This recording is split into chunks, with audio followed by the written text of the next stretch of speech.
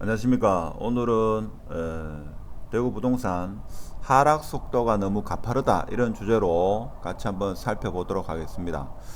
그리고 내년에 입주 물량이 많은데 지금 2022년 10월 31일자로 미분양 세대수도 같이 한번 보도록 하고, 이 세대수가 과연 맞는지. 지금 현재 미분양 세대수가 대구시에서 발표한 게 1830가구인데 실질적으로는 여기에서 제가 볼 때는 최소한 1500세대 더 증가됐다 이렇게 보시면 되겠습니다. 그래서 제가 볼 때는 아무리 보수적으로 잡아도 최소한 12,000세대 이상은 될 거다. 어떻게 보면 13,000세대 가까이 될 거다. 이렇게 우리는 파악할 수가 있겠습니다. 왜 그런가 하면 최근에 대명자이가 분양을 했는데 대명자이에 대해서 지금 반영이 안 된 것 같습니다. 그래서 실질적으로는 2022년 10월 말 12,000, 최소 12,000 한 500세대 이래 보면 지금은 더 하겠죠. 그래서 한 13,000세대가 미분양이다 이렇게 보시면 되고, 그래서 실제 네이버 매물보다는 현장을 한번 둘러보시면 있죠. 실제적으로는 가격이 그것보다도 더 빠진 가격이 있다 하는 겁니다. 자, 그런데 우리가 2023년에 입주 물량이 많다 하는 건 다 알고 있는데 경산을 좀 빼먹고 빼서 계산하는 경향이 있죠. 그래서 경산 같은 경우에 지금 보면 2023년, 그러니까 하양이나 암양 같은 경우는 좀 빼더라도 중산동, 뭐 중방동 같은 경우에는 대구에 영향을 미칠 수 있고, 특히 수성구 시지에 영향을 미칠 수 있다고 봤을 때 23년에 11월 달에 중산자의 1단지, 2단지가 입주를 합니다. 이것이 한 1440세대, 1500세대까지 되고, 그리고 중방동의 경산 스타힐즈 같은 경우에도 내년 6월달 960세대가 입주를 합니다. 그럼 이 세대만 보면 한 2200세대, 2100세대, 200세대니까 내년에 아무리 적어도 한 3만 7천 세대가 대구에 입주한다 이렇게 보시면 되겠습니다. 뭐 그 영향인지 모르겠지만 제가 볼 때는 대구 수성구 할 것 없이 중구, 달서구 뭐 할 것 없이 어느 구든 간에 좀 투매 현상이 일어나고 있는데, 제가 볼 때는 지금 어떻게 보면 길이 없던 길이 아닌 것 같고 없던 길이 만들어지는 그런 상황이 아닐까 그런 생각을 해봅니다. 그래서 많은 분들이, 특히 분양권을 가지고 계신 분들이 그러는지 몰라도 투매 현상이 좀 많이 일어나고 있다 이렇게 보면 될 것 같고, 오늘은 중산자이에 대해서 잠시 한번 알아보면, 중산자이도 불과 올 여름만 하더라도 이게 9억대에 거래됐죠. 9억에 거래된 것이 지금 마이너스 1,000만원 이렇게 나오고 있습니다. 뭐 현장 가보면 이거보다 더 심할 것 같은데, 그래서 불과 한 6개월도 채 안 되는 사이에 한 2억 정도가 하락했다는 것은 이게 아주 너무 가파르다 이거죠. 하락의 속도가 너무나 가파르다 하는 게, 제가 최근에 이 중개사분들과 이야기를 해보니까 최근 6개월 사이에 더 가파르다 하는 겁니다. 아무래도 23년도 입주 장이 펼쳐진다는 그런 정보가 퍼져서 그런지 몰라도, 아니면 이제 입주를 해야 되기 때문에 기준 구축을 던져야 되는지, 하여튼 뭐 여러 가지 이유가 있겠습니다만은 너무 하락 속도가 가파르다 하는 겁니다. 그래서 사실 이 가격이 내년 한 여름쯤에 이 가격이 나타나면 그래도 이해가 되는데, 아직 어떻게 보면 입주가 가장 많은 내년 가을, 겨울 이렇게 봐서는 아직 1년이 남았는데 왜 이렇게 많은 분들이 이 가격을 투매하다시피 하는지, 좀 중개하시는 분도 너무 의아하다 이거죠. 제가 봤을 때 그렇고, 이 6개월 사이에 가격이 2억이 빠진다. 이건 사실 과거에는 좀 겪어보지 못했던 그런 장이 아닐까 그런 생각이 듭니다. 그래서 아무래도 금리의 영향이 크다라고 하지만, 대구는 사실 입주 물량뿐만 아니라 뭐 금리 여러 가지 모든 것이 악재인데, 지금 가장 우려하는 게 뭔가 하면 뭐 내년에 그래도 뭐 금리가 조금 오를 거다 이런 이야기를 합니다. 근데 문제는 뭔가 하면 그 최고 금리가 과연 얼마 동안 오래 진행될 거냐. 자, 이것이 가장 큰 문제가 되겠습니다. 그래서 입주 물량도 많은데 금리도 고금리인 상황에서 지금 금융 전문가들이 하는 이야기는 최소 1년 이상 갈 거다라고 이야기를 합니다. 그러면 내년 3월이나 5월이 최고 금리가 되면 적어도 24년 말까지 24년 여름까지는 최소 가고 24년 말까지 그 최고 금리가 유지된다 하는 게 지금 금융 전문가들의 의견이 많습니다. 자, 그렇게 되면 보통은 아파트 분양권을 가지고 있거나 지금 좀 버티시는 분들이 보통은 최소한 1년 정도는 버티는데 지금 대구 아파트 시장이 가격이 이렇게 하락한 지가 제 기억으로는 거래 절벽은 21년도 봄부터 시작되었고 거래가 꺾이는 것은 21년도 11월 달 그때 입주 폭탄이 있어가지고 지금부터 한 1년 동안 계속적으로 하락하는 그런 시장이었습니다. 근데 앞으로 적어도 한 1년에서 1년 반 동안 최고 금리가 유지가 되면 가격은 더 힘을 쓰지 못하는 상황이 되지 않겠는가 그런 생각이 듭니다. 그래서 지금 같은 상황은 사실 보면 대체적인 것은 이제 정해져 있습니다. 입주 물량도 정해져 있고 금리 상단도 어느 정도 예견되어 있는 그런 시점이죠.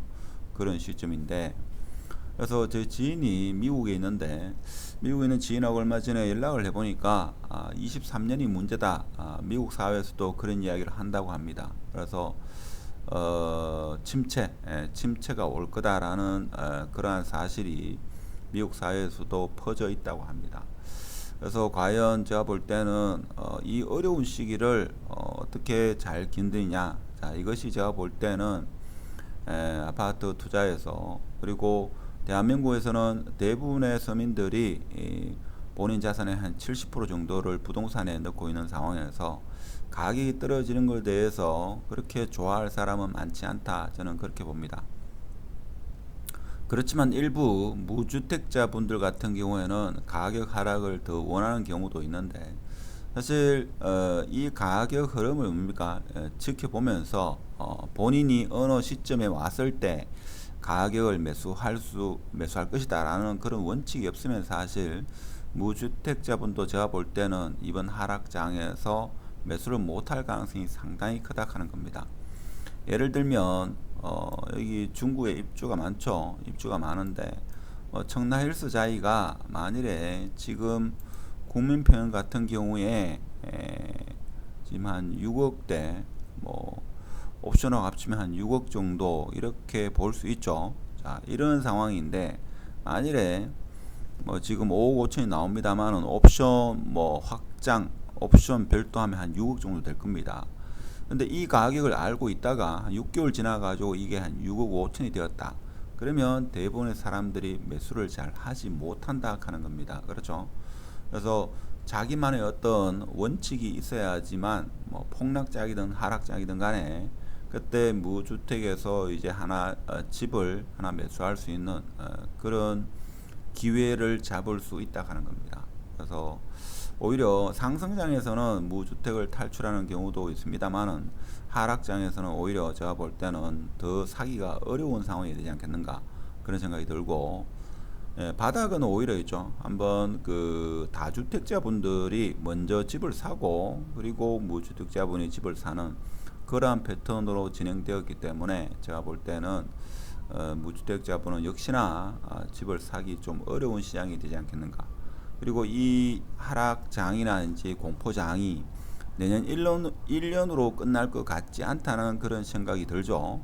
미국 금리가 내년 연말에 잡히면 좋겠지만 그것이 상당 기간 지속된다는 여러 경제 전문가들의 이야기가 많습니다. 자, 그렇다 보니까 제가 볼 때는 섣불리 매수할 수 있는 사람이 잘 없지 않겠는가 그런 생각이 들고 지금 네이버 매물보다는 현장에서 있죠.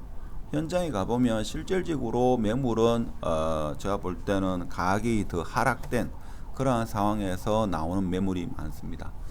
자, 그렇고 그러한 상황에서 제가 볼 때는 올 겨울이 될지 모르겠습니다만은 내년에 여러분이 생각하는 그런 아파트 희망 가격을 유심히 관찰을 해야지만 제가 볼 때는 매수 시점을 정할 수 있다 하는 겁니다.